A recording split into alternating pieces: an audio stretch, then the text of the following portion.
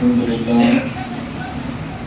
لله رب العالمين والعاقبة للمتقين والصلاة والسلام على سيد الأنبياء والمرسلين أما بعد أعوذ بالله من الشيطان الرجيم بسم الله الرحمن الرحيم إنا أنزلناه في ليلة القدر وما أدراك ما ليلة القدر ليلة القدر خير من ألف شهر تنزل الملائكة والروح فيها بإذن ربهم من كل أمر سلام هي حتى مطلع الفجر صدق الله مولانا العلي العظيم.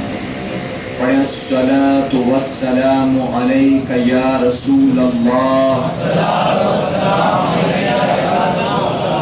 الصلاة والسلام عليك يا حبيب الله الصلاة والسلام عليك يا نبي الله وعلى آلك وأصحابك يا نور الله صلى الله تعالى علیہ وسلم. رب کعبہ کی بارگاہ میں دعا ہے مولا اپنے حبیب صاحب الاولاق صلی اللہ علیہ وسلم کے صدقہ فیض ہمیں اس مبارک رات کا احترام کرنے کی توفیق عطا فرما. مولا جہنم کے رہائی والے عشرے کے جانے سے پہلے ہم سب کو، ہمارے والدین کو، ہمارے اہل و عیال کو اور ہمارے تمام ایمان والے بھائیوں بہنوں کو جہنم سے رہائی عطا فرما. اور مولا ہمیں تو نے جس طرح ماہ رمضان میں نیکیوں کی توفیق عطا فرمائی، اسی طرح ماہ رمضان کے جانے کے بعد بھی تمام عمر نیکیاں کرنے کی توفیق عطا فرما. وہ معزز تھے زمانے میں مسلمان ہو کر، وہ معزز تھے زمانے میں مسلمان ہو کر، اور تم خوار ہوئے تاریخ قرآن ہو کر. اور یوں تو سید بھی ہو، مرزا بھی ہو، افغان بھی ہو. یوں تو سید بھی ہو، مرزا بھی ہو، افغان بھی ہو. تم سبھی کچھ ہو، بتاؤ کہ مسلمان بھی ہو. اور اس قدر تم پہ غیراں صبح کی بیداری ہے، اس قدر تم پہ غیراں صبح کی بیداری ہے. ہم سے کب پیار تمہیں، نیند تمہیں پیاری ہے. میرے پیارے آقا علیہ الصلوۃ والتسلیم کے پردیوانوں، دیکھتے دیکھتے رمضان المبارک کا آخری عشرہ آ گیا، اور بس اس آخری عشرے کی چند راتیں اور چند دن باقی رہ گئے ہیں. اس کے بعد یہ ماہ مبارک پھر ہم سے اگلے 11 مہینوں کے لیے رخصت ہو جائے گا. پھر وہ کون خوش نصیب ہوں گے جنہیں دوبارہ یہ ماہ رمضان ملے گا، اور کون ہوں گے جنہیں نہیں ملے گا، یہ رب تبارک تعالیٰ بہتر جانتا ہے. میرے پیارے آقا علیہ الصلوۃ والتسلیم کے پہلوانوں، رمضان المبارک کے آنے جانے کا سلسلہ قیامت تک جاری وہ ساری رہے گا. لیکن وہ لوگ خوش نصیب ہوتے ہیں جن کو اللہ ماہ رمضان نصیب فرماتا ہے، اور اسی کے ساتھ وہ لوگ زیادہ خوش نصیب ہوتے ہیں جن کو رب تبارک تعالیٰ صرف ماہ رمضان نہیں دیتا، بلکہ رب ماہ رمضان بھی عطا فرماتا ہے، روزوں کی بھی توفیق دیتا ہے، نماز پنجگانہ کی بھی توفیق دیتا ہے، تلاوت قرآن مقدس کی بھی توفیق دیتا ہے. اور اسی کے ساتھ رب اسے ہر رات 20 رکعت تراویح پڑھنے کی بھی توفیق عطا فرماتا ہے. تو وہ خوش نصیب ہوتے ہیں جن کو اللہ ان ساری چیزوں کی توفیق دیتا ہے. ورنہ ماہ رمضان تو دنیا کے ہر انسان کو ملتا ہے، ہر مسلمان کو ملتا ہے، لیکن کم لوگ ہیں جو اس کا احترام کرتے ہیں، اس کا صحیح طور پر استعمال کرتے ہیں. ورنہ اسی دنیا میں بہت سے ایسے لوگ بھی بستے ہیں جو ماہ رمضان کو ایسے ہی گزار دیتے ہیں جیسے کہ باقی 11 مہینے ان کی زندگی کے گزر جایا کرتے ہیں.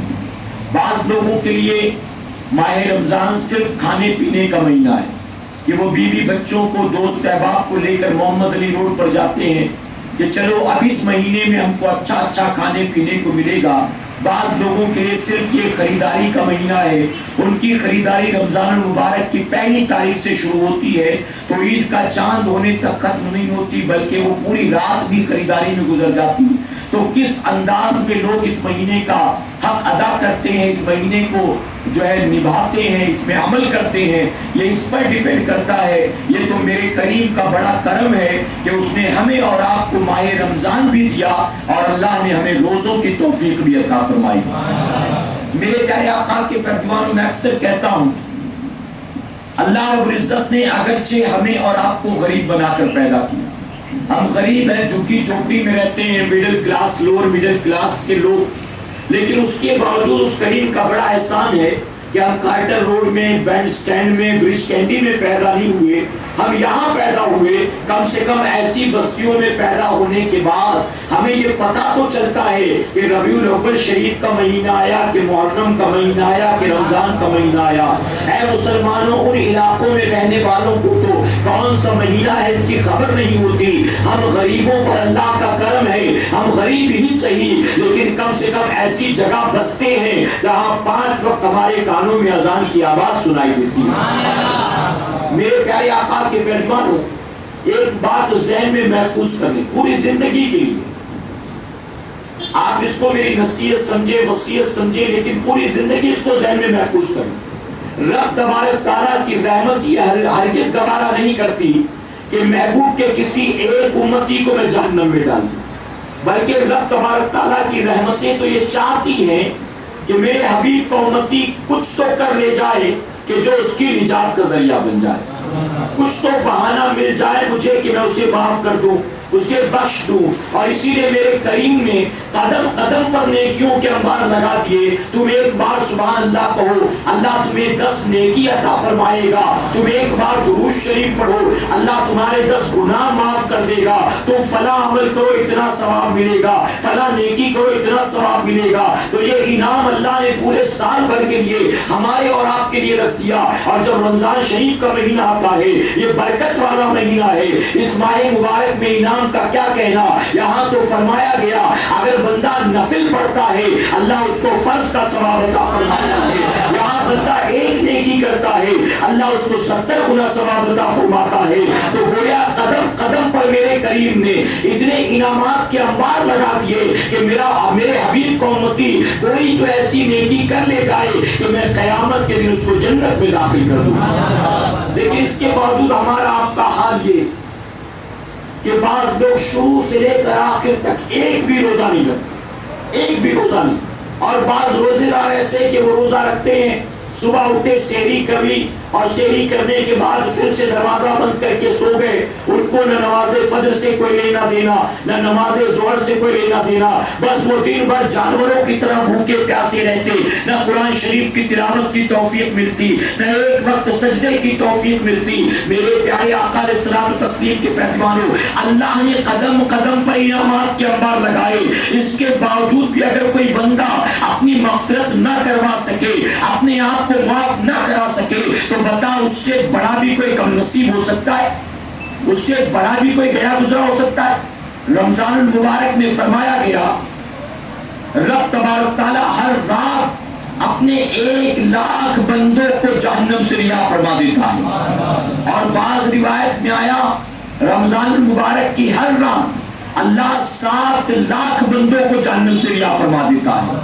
اور ایک جگہ تو یہاں تک پایا گیا کہ رمضان شریف کی ہر رات رب تبارک تعالیٰ 60,00,000 بندوں کو جہنم سے رہا فرما دیتا ہے۔ تو 1,00,000 کو، 7,00,000 کو یا 60,00,000 کو یہ تو ماننا پڑے گا کہ ہر رات لاکھوں کی مغفرت ہو رہی، ہر رات۔ اور جانتے اس میں جمعہ کا دن آ جائے، اسی رمضان شریف میں جب جمعہ کا دن آ جائے تو فرمایا گیا کہ جمعہ کی رات جب آتی ہے تو پورے ہفتے بھر جتنوں کی نجات ہوئی تھی جہنم سے، ان سب کے برابر اللہ جمعے کی رات اپنے بندوں کو جہنم سے رہا فرما دیتا۔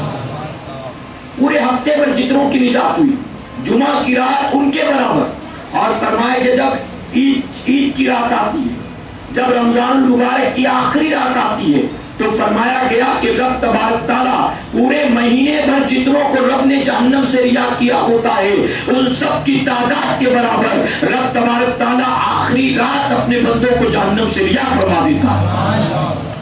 پھر بھی ہر رات مغفرت ہو رہی, ہر جمعے کی رات مغفرت ہو رہی, لمحہ لمحہ مغفرت ہو رہی, آخری رات مغفرت ہو رہی.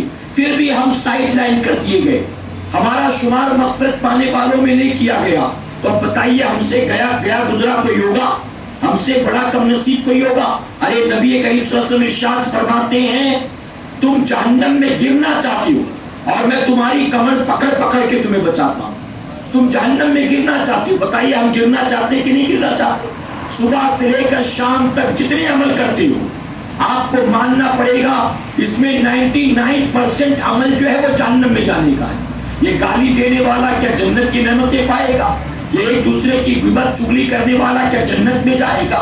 ایک دوسرے کے حسد میں مرا جاتا ہے کہ اللہ جنت میں داخل کرے گا.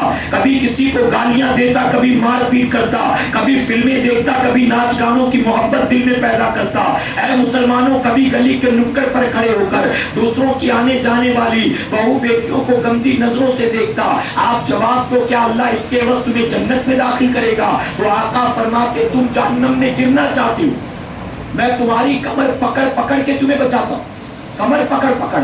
اور اسی لیے بریلی کے تاجدار فرماتی وہ تو نہایت سستا سودا بیچ رہے ہیں جنت کا, وہ تو نہایت سستا سودا بیچ رہے ہیں جنت کا, ہم مفلس کیا مول چکائیں اپنا ہاتھ ہی خالی.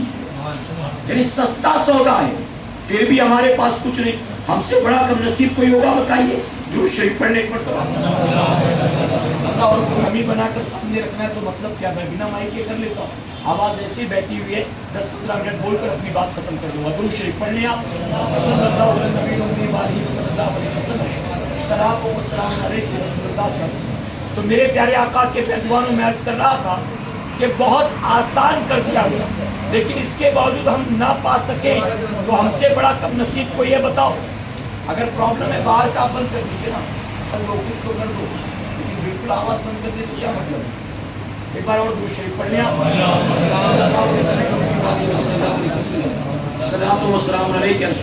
ایک بار شروع ہو جاتا ہے نا تو بہت سارے ٹیکنیشین ہوتے ہیں جن کو اپنی کلاکاری دکھانی ہوتی ہے, کچھ میرا بھی انپٹ ہو جائے, میرا بھی شمار ہو جائے نیکی کمانے میں. اچھا خاصا چل رہا تھا, خامخواہ میں اٹھتے درود شریف پڑھنے کے بعد اللہ اور محمد صلی اللہ علیہ وسلم نان عباد محمد صلی اللہ علیہ وسلم. ابھی پہلی تقریر ہے, 3 جگہ اور بولنا ہے اور گلا دیکھ رہے ہیں آپ, اور رات بھر جاگنا ہے, اس کے بعد صبح دن بھر نوکری کرنی ہے, تو تھوڑا سا تو تعاون کریں آپ. ایک بار اور درود شریف پڑھ لیں آپ. اللہم صلی علی محمد و آلہ الف مرہ. میرے پیارے آقا علیہ السلام تسلیم کے پہلوان ہوں, تو میں عرض کر رہا تھا رب تبارک تعالیٰ نے آسان کیا تاکہ میرا بندہ کچھ تو کرے, میں اسے جنت میں داخل کروں, لیکن ہم اس کے باوجود نہ کریں. جانتے یہ لیلۃ القدر, یہ شب قدر ہے کیا؟ بڑی پیاری روایت. فرمایا کہ نبی کریم صلی اللہ علیہ وسلم, اس کو بہت غور سے سنیں گا, اس کے تحت بہت ساری باتیں عقائد اہل سنت کی بھی واضح کروں گا میں آپ کے سامنے. حضور اکرم صلی اللہ علیہ وسلم ہیں, صحابہ اکرام کی محفل, بنی اسرائیل کے ایک ولی کا ذکر کرتے ہیں میرے آقا صلی اللہ علیہ وسلم. آقا فرماتے بنی اسرائیل میں ایک ولی تھے جن کا نام حضرت شمعون تھا. اللہ نے ان کو 1000 سال کی زندگی, اور 1000 سال کی زندگی کیسے گزری؟ فرماتے دن بھر روزہ رکھتے ہوئے حالت روزہ میں کافروں سے جہاد کرتے, اور جہاد کا عالم یہ تھا کہ ان کے گھوڑے کا کبھی پسینہ سوکھ نہیں پاتا تھا.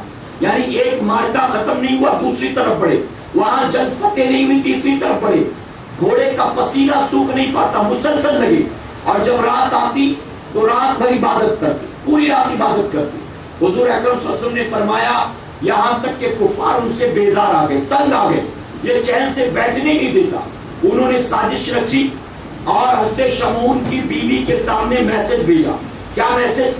اگر تم اپنے شوہر کو گرفتار کر کے ہمارے حوالے کر دو, ہم سونے سے بڑا تھال تمہارے حوالے کر دیں گے.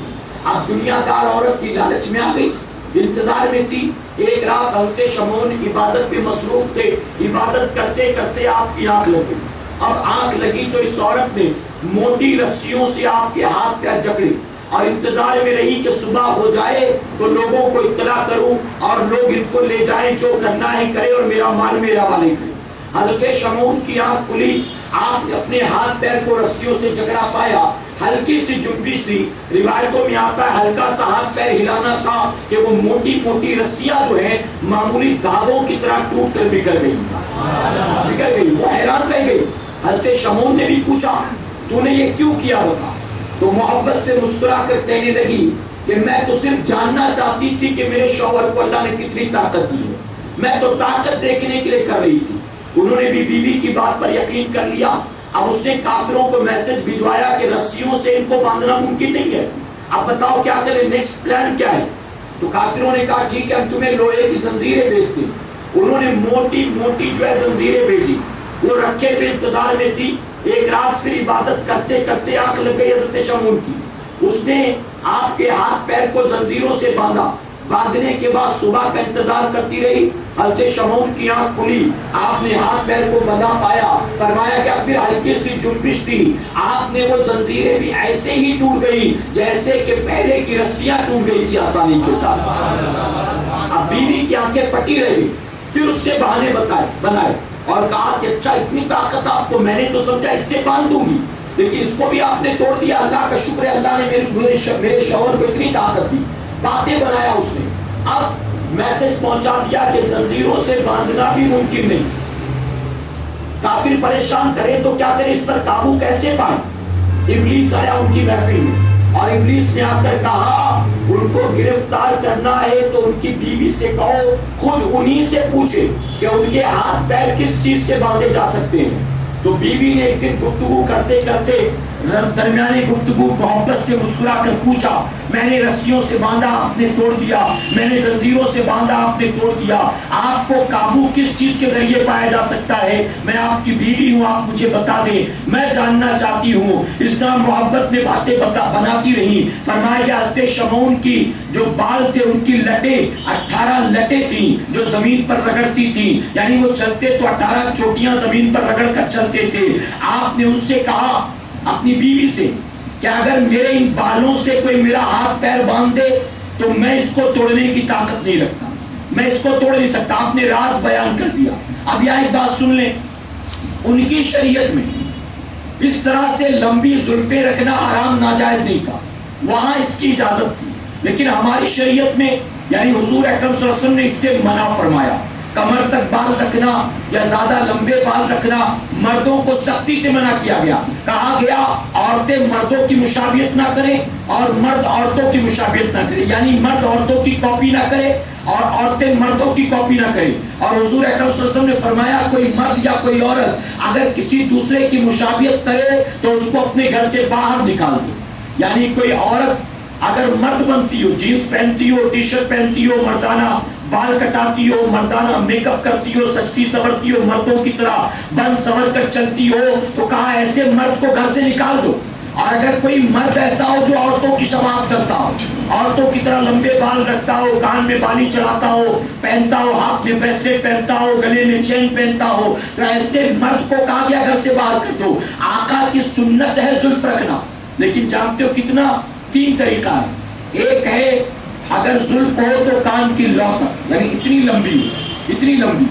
اگر اس سے زیادہ لمبی کرنی ہے تو دوسری سنت ہے کان کی لو سے کندھے کے درمیان اتنا، اور تیسرا سنت ہے کندھے تک، یعنی اتنی ہو۔ اس سے زیادہ یہ خلاف سنت ہے اور ایسا رکھنے والا گناہگار ہوگا۔ ٹھیک ہے، تو آپ کو بتایا 3 سنت۔ اب بہت سارے بابا مارکیٹ میں ایسے ہیں جن کی چوٹیاں کمر تک لٹکتی ہیں، جن کی زلفیں کمر تک لٹکتی ہیں، اور بہت بڑے بابا بھی ہوتے ہیں۔ تو میرے پیارے آقا کے پیروانوں کو ان کا لمبی لمبی زلفیں رکھنا، 10 انگلیوں میں انگوٹھی پہننا، یہ سارا کا سارا سنت نہیں ہے، بلکہ یہ لمبی زلفیں قوالی میں جھومنے کے کام آتی ہیں۔ یہ قوالی میں جھومنے کی اور جھوم کر لوگوں کو پھنسانے کے کام آتی، یہ سنت نہیں ہے میرے آقا کی۔ سنت تو 3 طریقہ ہے جو میں نے آپ کو بتا دیا۔ اب حضرت شمعون نے بیوی پر راز عیاں کر دیا، میری زلفوں سے کوئی باندھے تو میں توڑ نہیں سکتا۔ اب وہ انتظار میں تھی۔ آپ ایک رات عبادت کرتے کرتے سو گئے، اس نے آپ کی 8 چوٹیاں کاٹا، اور کاٹنے کے بعد 4 سے آپ کے ہاتھ جکڑے، 4 سے آپ کے پیر باندھے، اور اس طرح باندھ کر اس نے کافروں کو اطلاع کی. حضرت شمعون کی آنکھ کھلی. آپ نے بڑی کوشش کی, بڑی طاقت لگائی, لیکن اب اسے توڑ نہ سکے. کفار و مشرکین آئے, آپ کو گرفتار کیا, گرفتار کر کے اونچی پہاڑی پر لے گئے. وہاں ایک ستون بنایا تھا انہوں نے آپ کی خاطر. اس ستون میں آپ کو باندھ دیا گیا اور سارے کے سارے ایک جگہ جمع ہوئے آپ کو دیکھنے کے لیے. آپ کی ناک کو کاٹا گیا, آپ کے ہونٹوں کو تراشا گیا. اس طرح جسم کے ایک ایک اعضاء کو کاٹ کر آپ کو قتل کرنے کا منصوبہ تھا. اللہ کے ولی نے اللہ کی بارگاہ میں دعا کی, اے اللہ ان کافروں سے مجھے نجات عطا فرما, میرے ہاتھ پیر کو مولا تو کھول دے, ان کافروں کو ہلاک فرما دے. فرمایا گیا حضرت شمعون کا اس موقع پر دعا کرنا تھا. اچانک کو زلفوں کی زنجیریں بھی ٹوٹ جاتی ہیں. اللہ نے آپ کو نجات عطا فرما دی, آزاد کر دیا. اور وہ کافر جہاں جمع تھے اس کے اوپر جو چھت تھی, اچانک چھت ڈھہ گئی اور آپ کی آنکھوں کے سامنے سارے کفار مشرکین دب کر اس کے نیچے مر جاتے. جب آقا نے ذکر کیا, اب یہاں ایک بات اور بتاؤں, قاعدہ سنت کے تحت بات سمجھ آ رہی نا, بڑی پیاری بات. آج ہم غریب نواز کے نام محفل سجائیں, غوث اعظم کے نام محفل سجائیں, امام حسین کے نام محفل سجائیں, یا کسی ولی کا عرس منائیں, ان کی تاریخ منائیں, تو لوگ کہتے ہیں اللہ کے سوا کوئی تعریف کے لائق نہیں, ساری تعریفیں اللہ کے لیے. تو تم صرف اللہ کے نام محفل سجایا کرو. یہ جو تم مختلف لوگوں کے نام محفل سجاتے ہو, یہ کہاں سے ثابت؟ تو اے مسلمانوں, اس روایت سے یہ پتا چلا کہ اللہ والوں کا ذکر کرنا یہ امام احمد رضا خان فاضل بریلوی کے ذہن کی پیداوار نہیں ہے, یا آج کے ترقی یافتہ دور کی بدعت نہیں ہے, بلکہ ولیوں کا ذکر کرنا یہ تو خود میرے نبی کی سنت ہے. اور جب میرے نبی بنی اسرائیل کے ولی کا ذکر کر سکتے ہیں, تو کیا آج کا امتی اپنے نبی کی امت کے ولیوں کا ذکر نہیں کر سکتا ہے؟ جب میرے آقا کا ولیوں کا ذکر کرنا جائز ہے, تو بلا شبہ ہمارا بھی غوث و خواجہ کے نام محفل سجانا جائز ہے اور ولیوں کا تذکرہ کرنا جائز. پتا چلا آج ولیوں کے نام جو محفل سجتی ہے یہ بدعت نہیں ہے, میرے نبی کی سنت. اور کیا کر رہے ہیں میرے آقا؟ میرے آقا اس میں ولیوں کی تعریف بیان کر دی. اور ہم بھی جب محفل سجاتے تو یہی کرتے نا, ہم بھی تو یہی بتاتے غوث اعظم نے 40 سال تک عشاء کے وضو سے فجر کی نماز ادا کی, تو ہم بھی تو تعریفیں کرتے. بہرحال جب حضور اکرم صلی اللہ علیہ وسلم نے ان کا ذکر کیا تو صحابہ کے چہرے افسردہ ہو گئے. آقا نے فرمایا تمہارے چہرے افسردہ کیوں؟ تو صحابہ اکرام عرض کرتے یا رسول اللہ صلی اللہ علیہ وسلم, ہماری تو عمریں بہت مختصر ہیں, ہمیں عبادتیں بھی مختصر دی گئی, ہم کتنا بھی نیکی کر لے جائیں, لیکن نیکیاں کرنے کے باوجود بھی ہم بنی اسرائیل کے اس ولی کے برابر نہیں پہنچ سکتے, ہم اس کو پہنچ نہیں سکتے. اب یہ سننا تھا, امت کے غمخوار آقا کا چہرہ بھی مرجھا گیا. اب نبی کا چہرہ جب مرجھایا, نبی نے اپنے ہاتھوں کو اٹھایا, اللہ کی بارگاہ میں عرض کیا مولا تو نے میری امت کو سب سے آخر میں پیدا کیا, تو نے سب سے کم عمر ان کو دی, تو نے سب سے کم مدت ان کو دی. اے اللہ میری امت کتنی بھی عبادت کر لے جائے لیکن بنی اسرائیل کے اس ولی کی عبادت کو نہیں پہنچ سکتی. رب نے فوراً حکم دیا جبرائیل اب سدرہ پر بیٹھنے کا وقت نہیں ہے, فوراً جا میرے محبوب کی بارگاہ میں اور جا کر محبوب کو یہ سورہ قدر سنا دے, لیلۃ القدر کی فضیلت بتا دے, اور میرے حبیب کو کہہ دے جا کر میں نے حبیب تیری امت کو 1000 سالہ زندگی تو نہیں دی, لیکن میں تیرے محبوب کو, تیرے امت کو ہر سال ایک رات ایسی دوں گا رمضان المبارک میں کہ اگر اس رات میں جا کر میری عبادت کر لے جائیں گے تو اس ایک رات کے عوض میں ان کو 1000 مہینوں کی عبادت کا ثواب عطا کر دوں گا. اور اسی موقع پر یہ سورہ قدر نازل ہوئی. یہ اس کی شان نزول ہے کہ اللہ نے یہ رات ہمیں کیوں عطا کی. فرمایا گیا یہ رات 1000 مہینوں کی راتوں سے افضل ہے, اور 1000 مہینوں کے کیلکولیٹ کرو تو جانتے ہو کتنا ہوتا ہے, تقریباً 83 سال, 83 ایئرس.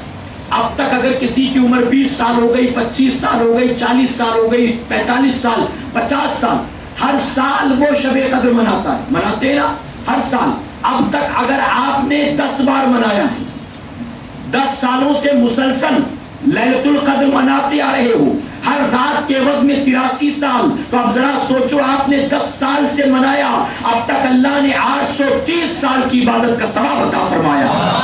اور جس جس نے 20 سال تک منایا ہوگا، جس نے 25 سال تک، 30 سال تک، جس کو جتنی طویل زندگی ملے گی وہ اتنا منائے گا اس رات کو، اور جتنا وہ اس رات کو منائے گا میرا پروردگار اس کو اتنا ہی زیادہ ثواب عطا فرمائے گا۔ تھوڑا قریب آ جائیں، آپ قریب آ جائیں، لوگ چونکہ آپ اطمینان سے آ رہے ہیں کھانا وغیرہ کھانے کے بعد، تو گزارش ہے آپ آ جائیں تاکہ ان کو بھی بیٹھنے کی جگہ مل جائے۔ ایک بار محبت سے درود شریف پڑھ لیں آپ، صلی اللہ علیہ وسلم، صلاۃ و سلام علیک یا رسول اللہ صلی اللہ علیہ وسلم۔ میرے پیارے آقا علیہ السلام تسلیم کے پہلوانوں، تو میں کر رہا تھا اس رات جو جاگے اللہ اس کو 1000 مہینوں کی عبادت کا ثواب دیتا ہے۔ اور آپ جانتے ہیں کہ قرآن مقدس میں اللہ نے اس رات کی فضیلت میں پوری ایک سورہ نازل فرما دی۔ قرآن مقدس میں کسی دن اور کسی رات کی فضیلت میں مکمل سورہ نہیں ہے، بلکہ صرف یہی وہ رات ہے جس کی شان میں اللہ نے پوری سورہ نازل فرمائی۔ تو سوچے اس رات کی عظمتیں کیا ہوں گی۔ رب تبارک تعالیٰ فرماتا ہے اس رات جبرائیل آسمان سے زمین کی طرف اترتے ہیں، اکیلے نہیں آتے بلکہ فرشتوں کو لے کر آتے ہیں۔ اور کتنے فرشتے لاتے ہیں؟ 2 4 8 10 ہزار فرشتوں کو نہیں لاتے، بلکہ فرمایا گیا زمین پر جتنا کنکریاں ہیں ان کنکریوں کی تعداد کے برابر جبرائیل اپنے 7 فرشتوں کی فوج لے کر آیا کرتے ہیں۔ اب یہ فرشتے آتے ہیں تو کرتے کیا ہیں؟ فرمایا گیا یہ عبادت کرنے والوں سے مصافحہ کرتے ہیں، انہیں مبارکباد دیتے ہیں، ان کی دعاؤں پر آمین کہتے ہیں، اور اللہ کی بارگاہ میں ان کی مغفرت کی دعائیں کیا کرتے ہیں۔ میں مزید اس کی وضاحت کروں گا۔ جب یہ رات ملے تو کیا کریں؟ حضرت عائشہ صدیقہ رضی اللہ تعالیٰ عنہ نے نبی کریم صلی اللہ علیہ وسلم کی بارگاہ میں عرض کیا تھا، یا رسول اللہ صلی اللہ علیہ وسلم، آقا ہمیں شب قدر مل جائے تو ہم کیا کریں؟ کوئی خاص عبادت؟ تو حضور اکرم صلی اللہ علیہ وسلم نے فرمایا تھا، اے عائشہ جب یہ رات تمہیں مل جائے تو تم اللہ کی بارگاہ میں یہ دعا کثرت کے ساتھ مانگنا، اللہم انی عفو تحب العفو عنا یا کریم، اللہم انی عفو تحب العفو عنا یا کریم۔ یہ دعا کثرت کے ساتھ تم مانگنا۔ یہ ترمذی شریف کی حدیث مبارکہ ہے۔ اور جانتے ہو دوسری روایت میں نبی کریم صلی اللہ علیہ وسلم نے کیا فرمایا؟ غالباً مشکات شریف کی حدیث مبارکہ یا تفسیر نعیمی میں حضور اکرم صلی اللہ علیہ وسلم فرماتے ہیں جس کو لیلۃ القدر مل جائے اور وہ اس رات اتنی دیر عبادت کرے کہ جتنی دیر میں چرواہا اپنے جانور کا دودھ نکالتا ہے۔ اب بتاؤ جانور کا دودھ نکالنے میں 2 4 گھنٹہ لگتا ہے؟ نہیں لگتا نا۔ آقا فرماتے ہیں کہ اگر کسی کو شب قدر ملے اور وہ اس رات اتنی دیر اللہ کی عبادت کرے جتنی دیر میں چرواہا اپنے جانور کا دودھ دہتا ہے، تو اللہ میرے اس امتی کو پورے سال بھر روزہ رکھنے والے کے برابر اس سے زیادہ ثواب عطا فرمائے۔ آقا فرماتے پورے 12 مہینے جو روزہ رکھنے والا ہے اللہ اس سے زیادہ ثواب اسے دے گا جو اس رات تھوڑی دیر عبادت کر لے گا۔ اور جانتے اس رات کو آقا نے فرمایا نہیں کہ کون سی ہے، اس کو چھپا دیا۔ حضور اکرم صلی اللہ علیہ وسلم نے فرمایا آخری عشرے کی تاک راتوں میں سے ڈھونڈو، یعنی آخری عشرے کے آڈ نائٹس میں اس کو تلاش کرو۔ آخری عشرے کی تاک راتیں کون سی؟ 21 23 25 27 29۔ اب آقا نے فرمایا ان تاک راتوں میں ڈھونڈو اسے۔ اعتکاف میں بیٹھنے کے پیچھے یہی ایک فلسفہ ہے۔ اعتکاف میں بیٹھنے کا ایک ریزن یہ بھی ہے کہ معتکف جو ہوتا ہے وہ اعتکاف میں بیٹھ کر ان تاک راتوں میں لیلۃ القدر کو تلاش کرتا ہے، اسے ڈھونڈتا۔ لیکن ہم اور آپ ہر تاک رات نہیں جاگتے، بلکہ ہم اور آپ صرف 27ویں کی رات جاگ لیتے۔ حالانکہ ہونا یہ چاہیے جب آقا نے فرمایا تو ہر تاک رات میں تھوڑا تھوڑا ہی صحیح جاگ لیا کرو۔ کہو انشاءاللہ تھوڑا تھوڑا ہی صحیح، 21 کو تھوڑا جاگ لو، تراویح کے بعد تھوڑی دیر بیٹھ جاؤ قرآن کی تلاوت کر لو، شمار ہو جائے گا اس رات عبادت میں۔ 23 کی رات تھوڑی عبادت کر لو، 25 کی رات تھوڑی عبادت کر لو، تو کر لیا کرو۔ ویسے ہم 27 کو کیوں جاگتے؟ آج لوگ اس پر اعتراض کرتے ہیں، خاص کر غیر مقلدین جو اپنے آپ کو کہلاتے ہیں اہل حدیث۔ اہل حدیث حالانکہ وہ اہل حدیث نہیں ہے۔ اہل حدیث وہ ہوتا ہے جو اہل سنت والجماعت سے تعلق رکھتا ہے۔ سب سے پہلے اگر کوئی کہے کہ میں جنتی ہوں، میں جنتی ہوں، میں جنتی ہوں، تو اس کے کہہ دینے سے وہ جنتی نہیں ہوتا، بلکہ جنتی ہونے کے لیے کچھ چیزوں کا ہونا ضروری ہے. اور وہ کیا چیزیں ہیں؟ سب سے پہلے مومن ہونا ضروری ہے. ایمان والا ہوگا تبھی تو جنتی ہوگا. ایمان والا ہی نہیں کہے میں بھی جنتی ہوں. کوئی عیسائی کہے کہ میں بھی ہیون میں جاؤں گا، کوئی غیر مسلم کہے میں بھی سورگ میں جاؤں گا، تو کیا ہم مان لیں گے؟ ہم یہ سمجھیں گے تین الگ الگ ہے، ایک جنت ہے، ایک ہیون ہے، ایک سورگ ہے. میں جنت میں جاؤں گا، یہ کرسچن ہے یہ ہیون میں جائے گا، یہ ہندو ہے یہ سورگ میں جائے گا. اے مسلمانوں، ہے ایک ہی چیز، نام لوگوں نے جدا جدا رکھ دیا، الگ الگ کچھ نہیں، بس ایک ہی ہے، اور وہ جنت ہے. اور اس جنت میں ہر ہیرا گہرا نہیں جائے گا، بلکہ اس جنت میں وہی جائے گا جس کو میرا پروردگار جنت میں داخل فرمائے گا. اور پروردگار جنت میں کسے داخل فرمائے گا؟ اپنے نبی کے غداروں کو نہیں، اپنے نبی کے گستاخوں کو نہیں، اپنے منکروں کو نہیں، جو اس کو خدا ہی مانتا نہیں اس کو نہیں، بلکہ اس جنت میں میرا مولا اسے داخل فرمائے گا جو اللہ سے بھی محبت کرتا ہوگا، رسول اللہ سے بھی محبت کرتا ہوگا. تو کوئی اپنا نام رکھ لیا اہل حدیث، تو رکھ لینے سے ہو جائے گا؟ رکھ لینے سے نہیں ہو جاتا میرے پیارے آقا کے پیروانوں. تو اہل حدیث وہ ہے جو اہل سنت والجماعت سے تعلق رکھتا. جانتے ہو یہ لوگ جو اپنے آپ کو اہل حدیث بنتے، یہ لوگ غوث اعظم کی کتاب کا حوالہ دیتے اور کہتے دیکھو غوث اعظم، تم غوث اعظم کہتے ہو نا، یہ تمہارے غوث اعظم نے کتاب لکھی جس کا نام غنیۃ الطالبین، اور اس میں انہوں نے لکھا اہل حدیثوں کو برا نہ کہا کرو، میں خود بھی اہل حدیث ہوں. آپ فرماتے دیکھو غوث اعظم جو تمہارے ہیں وہ عبد القادر جیلانی خود بھی اہل حدیث تھے، اور کہتے ہیں اہل حدیث کو برا بنا مت کرو، تم ہمارے پیچھے لگے رہتے ہو. تمہارے مولانا اسٹیج سے ہم کو گالیاں دیتے، جمعہ میں ہم کو گالیاں دیتے، ہر پروگرام میں تمہیں کچھ نہیں ملتا، تم ہمیں گالیاں دیتے ہو. ارے ہم تو عبد القادر کی جماعت والے ہیں، تم تو ان کے باغی ہو، تم تو ان کی بات نہیں مانتے، انہوں نے منع کیا تم نہیں مانتے ان کی بات، وہ بھی اہل حدیث تھے. تو اے مسلمانوں، اپنے کام کی بات کرتا ہے، آگے کا ذکر نہیں کرتا. غوث اعظم نے ضرور اپنی کتاب میں یہ لکھا تم اہل حدیث کو برا بھلا نہ کہو، میں بھی اہل حدیث ہوں، بس اتنا ہی سناتا ہے، خاموش ہو جاتا ہے، اس کے آگے کا نہیں بتاتا. اس کے آگے غوث اعظم لکھتے ہیں اہل حدیث وہ ہے جو اہل سنت والجماعت سے تعلق رکھتا ہے. تو بلا شبہ اہل حدیث ہم ہیں، اہل حدیث غریب نواز ہیں، اہل حدیث غوث اعظم ہیں، اور اہل حدیث امام احمد رضا خان فاضل بریلوی. اور جو صرف ٹائٹل رکھ لے تو ٹائٹل رکھنے سے اہل حدیث نہیں ہوتا. اس لیے میں کہتا ہوں فرق سمجھو، ان کو اہل حدیث نہ کہا کرو، ان کو کہا کرو فرقہ اہل حدیث. یہ فرقہ ہے اہل حدیثوں کا، یہ فرقہ اہل حدیث ہیں.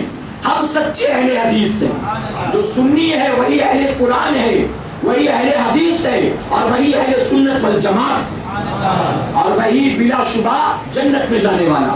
اور میرے پیارے آقا اسلام تسلیم کے پیروان وہ اعتراض کرتے، نبی نے تو کہا ہر تاک رات میں ڈھونڈو، یہ 27 تم کو کہاں سے مل گئی؟ تم خالی 27 کو جاگتے ہو، 27 کو جاگتے، باقی راتوں میں نہیں جاگتے.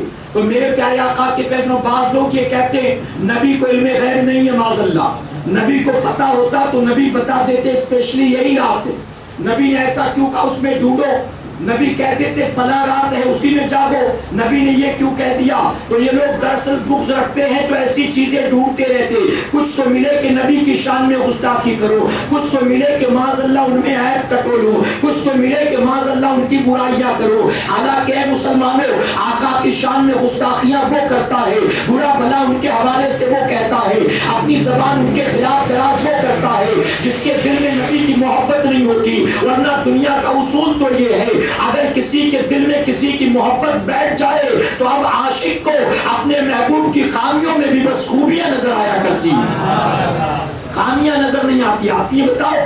اگر عشق ہو جائے تو خامیاں نظر نہیں آتی، اس میں بھی خوبیاں نظر آتی ہیں. آپ کو پیر صاحب کی دنیا برائی کرتی ہو، آپ کو آپ کا اپنا پیر برا لگتا ہے؟ آپ کے پیر کو دنیا گالیاں دیتی ہو. ارے میں نے تو ایسے پیر بھی دیکھے ایک وقت کی نماز نہیں پڑھتا پھر بھی مرید اس کے پیچھے بھکاریوں کی طرح لگے ہوئے، ہاتھ جوڑے کھڑے ہوئے، ایک وقت کی نماز نہیں پڑھتا. حالانکہ اللہ اس کے رسول صلی اللہ علیہ وسلم نے نماز کا حکم دیا، پیر نہیں پڑھتا پھر بھی اس کی محبت میں ایسا ڈوبا کہ بے نمازی ہی صحیح، میرا پیر تو ہے. اور صرف بے نمازی نہیں، لوگ تو چرسیوں گنجیڑیوں کو بھی اپنا پیر بنا لیتے ہیں. چرس پینے والا، سٹے کا نمبر بتانے والا، اس کو پیر مان لیا. دنیا کہتی کہ فلاں آدمی تو چرسی ہے، گنجیڑی ہے، لیکن پیر ہے تو اب پیر کی محبت میں یہ ساری چیزیں گوارا کر لیتا ہے۔ تو جب کسی سے محبت ہو جائے تو محبوب کی خامیاں نظر نہیں آتی، کچھ خامیاں ہو تو اس میں بھی خوبیاں ہی نظر آیا کرتی ہیں۔ کیا آپ کو پتہ نہیں ہے، لوگوں نے کہا تھا مجنوں سے مجنوں پاگل ہے تو، خامخواہ میں لیلا پہ مرے جاتا ہے، تو نے کبھی لیلا کو دیکھا ہے؟ کالی کلوٹی سی تو ہے، کیا پسند آ گیا تجھے اس میں؟ اس سے کئی گنا زیادہ خوبصورت لڑکیاں عورتیں موجود ہیں دنیا میں، آخر کیا ایسا نظر آیا کہ تو اس کا دیوانہ ہو گیا؟ تو جانتے مجنوں کیا کہتا ہے؟ مجنوں کہتا ہے یہی تو چیز ہے جس سے میں نے اپنی جان اس کے نام کر دی ہے، یہی اس کا کالا ہونا ہی تو ہے کہ میں اس پر قربان ہو گیا۔ کہا ارے کالا ہونا کوئی خوبی ہے؟ یہ تو خامی ہے نا، یہ کوئی خوبی ہے بتاؤ؟ ماں اپنے بیٹے سے کہے بیٹا میں نے تیرے لیے فلاں جگہ بڑی خوبصورت لڑکی دیکھی، ایک دم کالی کلوٹی ہے، بڑی خوبصورت ہے، ایک دم کالی کلوٹی ہے۔ لڑکا کیا کہے گا؟ امی جو آپ کو پسند مجھے بھی وہی پسند ہے۔ کیا وہ قبول کر لے گا؟ قبول کر لے گا آسانی سے؟ نہیں، بلکہ کون چاہے گا کہ اس کے نکاح میں کوئی کالی لڑکی آئے؟ بلکہ خود اگر خوبصورت نہ ہو تو بھی تمنا ہوتی بیوی خوبصورت ہونی چاہیے، خوبصورت لڑکی سے نکاح کروں۔ تو لوگوں نے کہا وہ تو کالی سی ہے، پھر تو اس سے اتنی محبت کیوں کرتا؟ تو مجنوں کہتا یہی چیز تو ہے جس سے میں نے اس کے نام اپنی جان لکھ دی۔ ارے میری لیلا کا رنگ ایسا ہے جس پر نہ کوئی رنگ چڑھ سکتا ہے نہ اس کا رنگ کبھی اتر سکتا ہے، اور یہی وجہ کہ میں اس سے محبت کرتا ہوں۔ اب خامی ہے لیکن اس کے باوجود عاشق کو اس میں بھی خوبی نظر آتی، اور لوگ میرے نبی میں خامیاں ڈھونڈتے، حالانکہ میرا نبی خامیاں اس میں تمہیں کیا نظر آئیں گی؟ میرے نبی کو اللہ نے معصوم بنا کر پیدا نہیں کیا، بلکہ اللہ نے اپنے حبیب کو سید المعصومین بنا کر پیدا فرمایا۔ سارے معصومین کے سردار ہیں میرے آقا، پھر بھی ان میں ڈھونڈو کچھ تو مل جائے، کچھ تو مل جائے، اور لوگ نکالتے رہتے ڈھونڈ ڈھونڈ کر۔ میرے پیارے آقا کے پیٹوانوں، وہ اللہ کا کرم ہے، اگرچہ میرے نبی نے فرمایا آخری تاک راتوں میں ڈھونڈو اس رات کو، پھر بھی ہم یہ نہیں کہتے کہ نبی کو علم غیب نہیں، معاذ اللہ۔ اس کی وجہ یہ ہے تم کہتے ہو یہ دیکھ کر کہ نبی کو علم غیب نہیں، اور قیامت تک آنے والی بے شمار نشانیاں میرے نبی نے بیان کر دی، ان میں سے شاید ہی کوئی نشانی قرآن میں جس کا ذکر آیا ہو، ان ساری نشانیوں کا ذکر میرے آقا کرتے ہیں۔ تو یہ علم غیب نہیں تو اور کیا ہے بتاؤ؟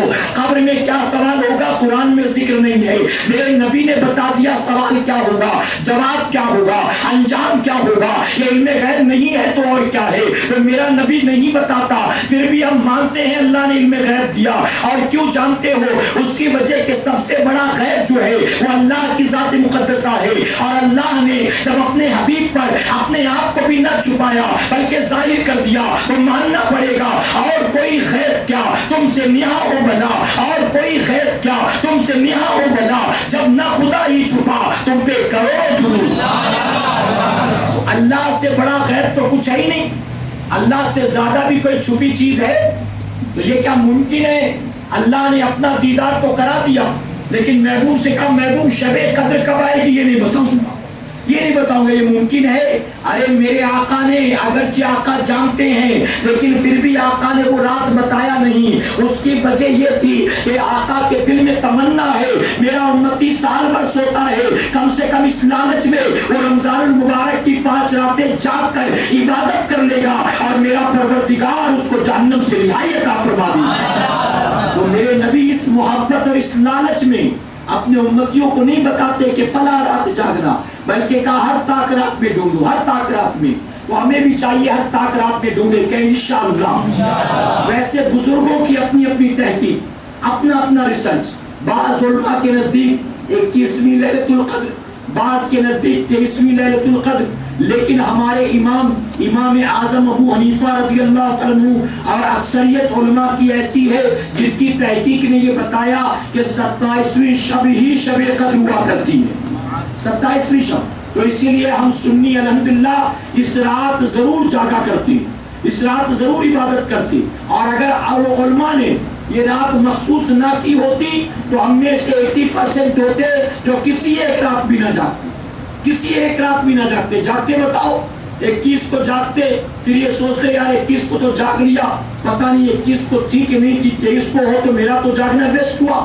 پھر اگر 23 کو جاگتا تو کہتا پتہ نہیں 23 ہی کو شب قدر ہے کہ 25 یا 27 کو مجھے معلوم نہیں، پتہ نہیں جاگنا قبول ہوگا کہ ویسٹ ہو جائے گا۔ پھر مان لیجئے 25 کو جاگا تو دل میں یہ خیال ہوتا پتہ نہیں میں 25 کو جاگ تو رہا ہوں، 21 ہی کو شب قدر نکل گئی ہو تو جاگ کر فائدہ کیا، 23 کو نکل گئی تو جاگ کر فائدہ کیا۔ تو اس وجہ سے اکثریت ہوتی جو نہ جاگتی، اس لیے علماء نے خاص کر دیا کہ تم 27 کو جاگا کرو۔ تو اے مسلمانوں الحمدللہ ہم 27 کی شب اہتمام کے ساتھ جاگتے، اور یہ شیطان مردود ہے جو کہتا ہے 27 کہاں سے ثابت ہے، ہر رات میں جاگا کرو، 27 کہاں لکھا ہوا ہے، 27 کی فضیلت کہیں نہیں آتی ہے۔ اور یہ کہہ کر شیطان گویا یہ کوشش کرتا ہے کہ مسلمان اس بہانے ایک رات جاگ لیتا ہے تو میں اس کے راہ میں روڑے اٹکاؤں گا، وسوسات پیدا کروں گا اور اسے ایک رات بھی جاگنے نہیں دوں گا۔ میرے پیارے آقا کے پیروانوں، تو میرے مولا کا بڑا کرم ہے، اللہ نے ہمیں شب قدر بھی عطا فرمایا اور اللہ نے ہمیں آج کی رات جمع ہو کر اپنا ذکر کرنے کی توفیق بھی عطا فرمائی۔ میرے پیارے آقا اسلام تسلیم کے پیروانوں،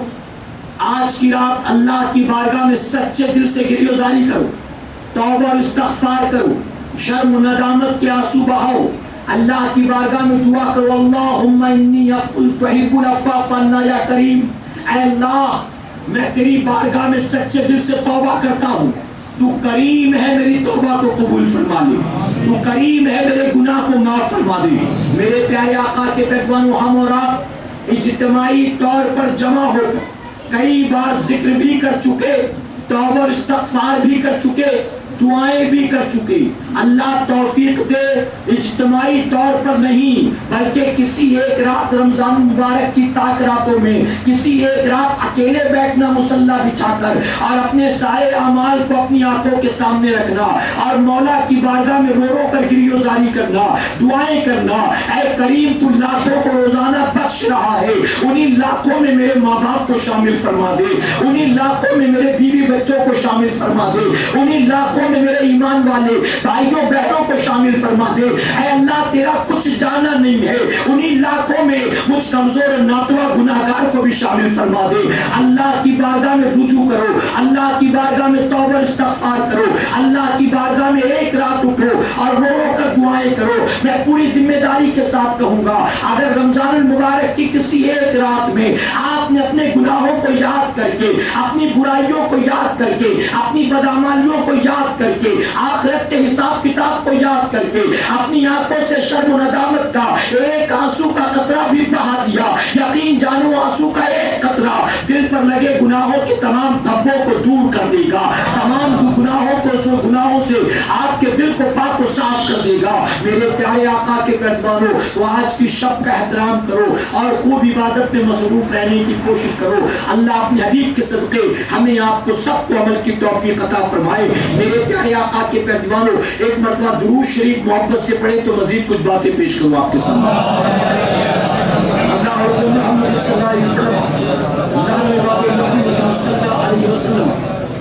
میرے پیارے آقا علیہ الصلوۃ والتسلیم کے پیروانوں، رمضان المبارک میں اللہ کا احسان، اس نے ہمیں خوب عبادت کی توفیق عطا فرمائی، خوب عبادتیں ہم نے کی، روزہ بھی رکھا، نمازیں بھی پڑھی، دن بھر بھوکے پیاسے رہ کر ہر رات 20 رکعت تراویح بھی ہم نے ادا کی۔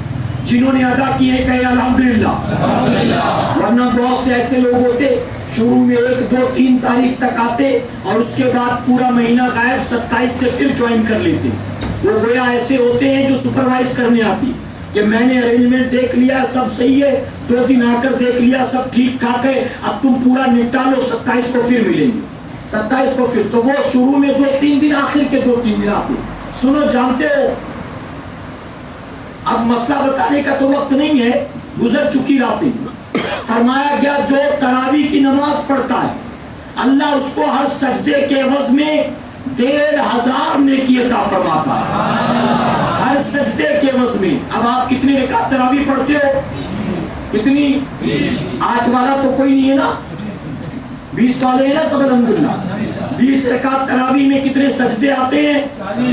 40۔ ہر سجدے کے عوض میں 1500 نیکی۔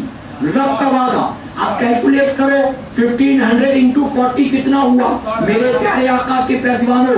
अब अंदाजा लगाओ अल्लाह कितना सवाब देता और हर रात दे रहा। अब आप उस 60,000 को जो है इंटू 30 करो या 29 करो, आप देखो कितना सवाब मिलेगा। कितनी लाखों नेकियां मेरे परवरदिगार ने उतार दी जमीन पर हम गुनाहगारों के लिए, लेकिन इसके बावजूद हम है कि हासिल करने की कोशिश नहीं करते। इसके बरक्स अगर सोचो, इसी बॉम्बे की सरजमीन पर किसी मस्जिद वाले ऐलान कर दे, अगर मीनारा मस्जिद वाले बोर्ड लगा दे, अगर इस्माइल हबीब मस्जिद वाले हैंडबिल बांट दे, अगर जकरिया मस्जिद वाले पोस्टर लगा दे, हमारी मस्जिद में जो तरावी की नमाज पढ़ेगा हर सजदे के एवज में उसको 150 रुपया देंगे। अब जरा बताओ, अगर वो ऐलान कर दे हर सजदे के बदले हम 150 रुपया देंगे, पूरी बंबई से टेम्पो भर के सब वही नमाज पढ़ेंगे कि नहीं पढ़ेगी? बताओ। 60 साल का बूढ़ा बाप न रोजा रखता न तरावी पढ़ता, उसको भी बेटे उठा ले जाएंगे। वो कहेगा मैं जाके क्या करूंगा, मैं बगल की मस्जिद में नहीं पढ़ पाता, तुम मीनारा मस्जिद ले जा रहे हो। कहेगा अब्बा चलो वहां से चेहरा पट्टी करवाना है, उधर खाली गिनती करवाना है, अपने को पैसे मिलेंगे। आप पढ़े नहीं पढ़े कोने में बैठे रहना, लास्ट में साइन करना, पैसा लेना, चले आना। दादा को भी उठा ले जाएंगे, बच्चों को भी उठा ले जाएंगे। अगर कहीं दुनिया में ऐलान हो जाए हर सजदे के एवज में तुझे 150 रुपए मिलेंगे, तो सारी दुनिया वही उम्र पड़ेगी। ऐ मुसलमानों, मेरा मौला फरमाता है एक सजदा तू कर, मैं तुझे 1500 नेकी दूंगा, लेकिन इसकी परवाह हमको नहीं है। हम दुनिया के 150 की लालच तो रखते हैं, आखिरत के लिए 150 नेकी कमाना नहीं चाहते। ऐ मुसलमानों, दुनिया में 150 रुपए नहीं, हर सजदे के एवज तुम्हें 1.5 करोड़ भी कोई दे दे, ये 1.5 करोड़ कमाना ना कब्र में काम आएगा, ना महशर में काम आएगा, ना कयामत में काम आएगा, लेकिन 1500 नेकी नहीं। अगर एक नेकी भी बंदे के नामे अमाल में आ गई, कयामत के दिन यकीन जानो वही एक नेकी उसको जन्नत में जाने का जरिया बन जाएगा। वो तो निहायत सस्ता सौदा बेच रहे हैं जन्नत का, वो तो निहायत सस्ता सौदा। आप जो जीन्स खरीदते थे साल भर ब्रांडेड 1500 रुपए 1800 रुपए, औकात नहीं थी, देख देख कर ललचाते थे, इंतजार में थे सेल लगेगा तो खरीदूंगा, स्टॉक क्लियरिंग का बोर्ड लगेगा तो खरीदूंगा, साल में एक बार यहाँ जरूर सेल लगता है जब ले लूंगा, यही सारी चीजें साल भर देखे रखा, और जब सेल का मौका आया इत्तेफाक से जेब में पैसे ही नहीं है। अब वही जो 1500 1800 में थी, कंपनी ने बोर्ड लगा दिया 150 में मिलेगी अगले 3 दिन तक। अब देखता है पछताता है कि 150 भी नहीं है। अब जरा बताएं 150 भी नहीं है तो कितना मलाल होगा कि वही माल जो 1500 में मिलता था आज 150 में मिलता है, लेकिन औकात नहीं खरीदने की। इसीलिए बरेली के ताजदार फरमाते हैं वो तो निहायत सस्ता सौदा बेच रहे हैं जन्नत का, हम मुफलिस क्या मोल चुकाएं, अपना हाथ ही खाली है। कुछ तो हो जो जन्नत में जाने की जमानत बने, कुछ तो हो जो आखिरत में निजात की जमानत बने, कुछ भी नहीं। खाली पड़ा है दामन, गुनाहों से दागदार है दामन, गालियां हम देते, गिबत हम करते, एक दूसरे की तरक्की को खाता पीता देखकर हसद हम करते, एक दूसरे को जिंदगी खुशी खुशी गुजारता देखकर जल भूल कर हम मरते, एक दूसरे के बच्चों को तरक्कियां करता देखते तो हम अंदर अंदर से कुर्ते चलते घूमते।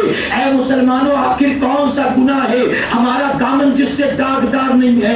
फिल्म हम देखते हैं, टीवी सीरियल हम देखते हैं, रियलिटी शोज हम देखते हैं, गाने हम गुनगुनाते हैं, हमने अपने मोबाइल में गंदी गंदी वीडियोस भर रखी है, हमने अपने मोबाइल में हीरोइंस की नंगी नंगी तस्वीरें भर रखी है, शायद किसी के मोबाइल में उसकी वालदा की तस्वीर वॉलपेपर पर होगी, हम रखते हैं तो हीरोइनों की तस्वीरें रखते हैं, यहाँ पर्स में भी देखा जाए तो नाचने वालियों की तस्वीरें हैं, यहाँ मोबाइल में भी देखा जाए तो नाचने वालियों की तस्वीरें भरी पड़ी हैं। ऐ मुसलमान, कौन सा गुनाह है तू जो नहीं करता?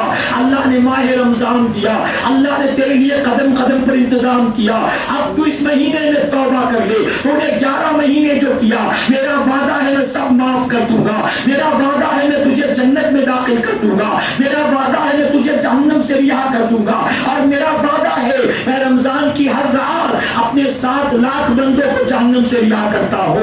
ऐ मुसलमानों, हर रात 7 लाख ये जो जहन्नम से रिहा होते कौन है जानते हो? मुत्तकी नहीं लोग, परहेजगार लोग नहीं, आबिद व जाहिद नहीं, शब बेदार नहीं, खौफे खुदा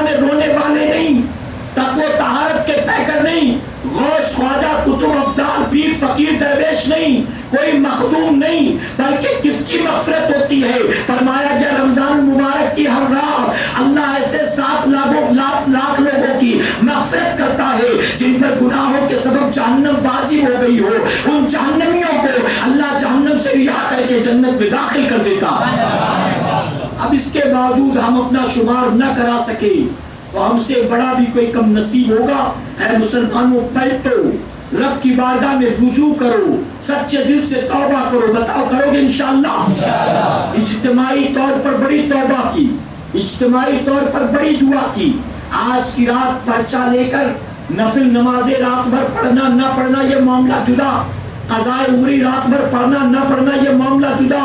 लेकिन मैं इतना जरूर कहूंगा, एक कोने में, वो कोना चाहे आपके घर का हो, चाहे मस्जिद का हो, चाहे यहाँ का हो, एक कोने में वजू करके अकेले बैठना और फोन को ऑफ करके बैठना और मुकम्मल तौर पर अपनी लौ लगाना मौला की बारगाह में, अपने अमाल को याद करना और इस रात के जाने से पहले पहले अल्लाह की बारगाह में सच्चे दिल से तौबा करना और एक दुआ जरूर मांगना। जानते वो दुआ कौन सी? अल्लाहुम्मा इन्नी अफ़ुल तुहिब्बुल अफ़्वा फ़अन्ना या करीम के साथ साथ ये दुआ जरूर करना, ऐ मेरे मौला तूने माह रमजान में मुझको गुनाहों से बचाया है, तूने माह रमजान में मुझको नमाज का पाबंद बनाया है, तूने माह रमजान में मुझको हर बुराई से महफूज रखा है। ऐ मौला तूने मुझको सजदों की तौफीक दी है, तूने मुझे रुकू क़याम की तौफीक दी है। अब मैं तेरी बारगाह में अपने दामन को पसार कर आया हूँ। ऐ मेरे करीम तूने माह रमजान में मुझे नमाज की तौफीक दी, अब ये तौफीक मुझसे वापस न छीनना,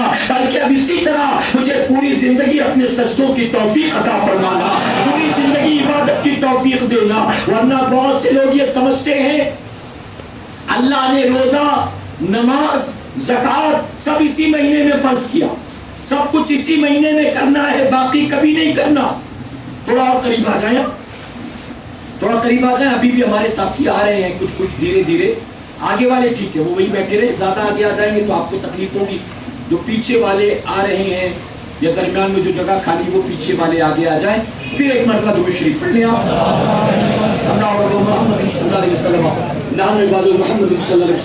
अगर वहाँ आप रास्ता रखें तो बेहतर होगा ताकि लोग अंदर की तरफ भी जा सकें। अंदर पूरी जगह खाली है और इस तरफ भी आ जाए, थोड़ा इस तरफ भी जगह खाली है, थोड़ा इस तरफ हो जाए। ये चटाई भी साफ है, आराम से आ जाए। दीवार में आप टेक भी लगा लें, कोई मसला नहीं। अब मैं बार बार यही बोलूंगा कि मैनेज कर दिया करें। फिर एक बार दुरूद शरीफ पढ़ लें। सल्लल्लाहु अलैहि वसल्लम सलाम व सलाम अलैहि रसूलुल्लाह। मेरे प्यारे आका के पैदवानों में अर्ज कर रहा था, बाज लोगों ने ये समझ रखा कि रमजान मुबारक में नमाज फर्ज है, रोजा फर्ज है, ज़कात फर्ज है, सब इसी महीने में। तो बहुत बड़ी गलतफहमी है। इस महीने में रब तबारक तआला ने हम पर रोजा फर्ज किया, नमाज तो फरमाया गया आकिल बालिग होने के बाद से लेकर जब तक मौत नहीं आती पूरी जिंदगी हम पर फर्ज है। कब तक फर्ज है?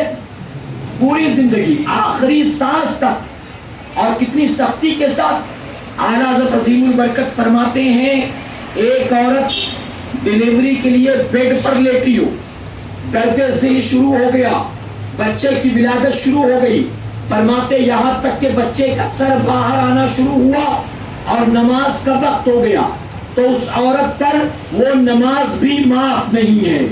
वो नमाज भी, जरा सोचे कितनी तकलीफ होती है उस वक्त, कितनी परेशानी, लेकिन उसके बावजूद फरमाया कि वो नमाज भी माफ नहीं उस पर जो उस वक्त फर्ज हो गई। इसी तरह कोई काफिर गैर मुस्लिम, सुबह उसने 11 बजे 12 बजे इस्लाम कबूल किया। अब इस्लाम कबूल करने के बाद ज़ोहर की अजान हुई, असर की अजान हुई, उसने कहा आज ही तो मुसलमान बनाऊं, आज आराम कर लेता हूं, कल जुमा है, कल से शुरू करूंगा। और जुमा से उसने शुरू किया, पूरी जिंदगी पढ़ता रहा।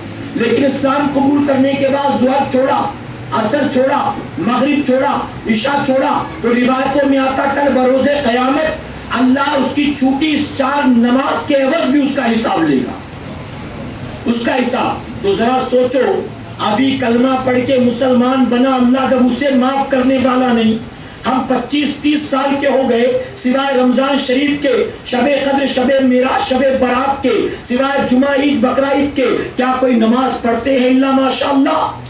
اے مسلمانوں آج کی رات دعا کرنا مولا تو مجھ سے نمازوں کی توفیق واپس نہ لے، جیسے رمضان شریف میں تو نے نماز پڑھایا اسی طرح پوری زندگی پڑھنے کی توفیق عطا فرما۔ کرو گے دعا انشاءاللہ؟ اور کوشش کرنا نماز قضا مت کرنا۔ حضور اکرم صلی اللہ علیہ وسلم سے محبت کرتے ہو نا، جو کرتے کہ الحمدللہ۔ میرے آقا نے کیا فرمایا؟ فرماتے قیامت کے دن اللہ سب سے پہلے تم سے نماز کا حساب لے گا، سب سے پہلے۔ آپ جانتے ہو اگر ناکہ بندی میں آپ کو پکڑا سب سے پہلے کیا پوچھے گا؟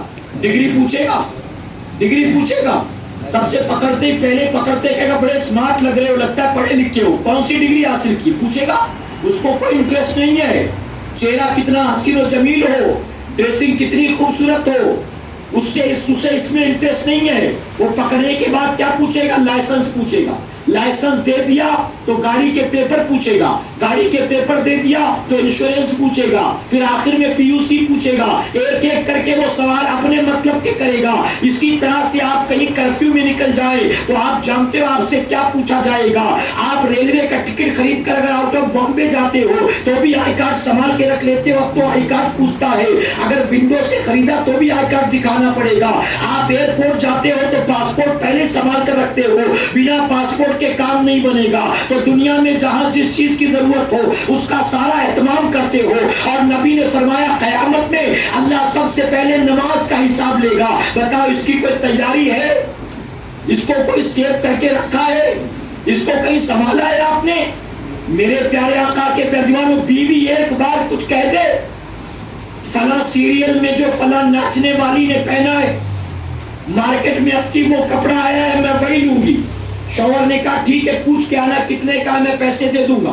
پوچھ کے آئی، کہا 4000 کا۔ شوہر کہنے لگا 4000 کا، اتنے میں پورے گھر کا بن جائے گا، صرف تیرا ایک جوڑا 4000 کا۔ بیوی کہتی نیا فیشن اس سے مہنگا ہے، کیا کرتے ہو؟ بولو دلاتے ہو کہ نہیں دلاتے ہو؟ تو شوہر بھی کہے گا خامخواہ میں عید خراب کر دے گی اگر نہیں دلایا تو، چلو دلا دے اس کو۔ 4000 ہی سے سوچے گا میں اپنے لیے نہیں بناؤں گا، اس کو دلا دو۔ ہوتا ہے کہ نہیں ہوتا بتاؤ؟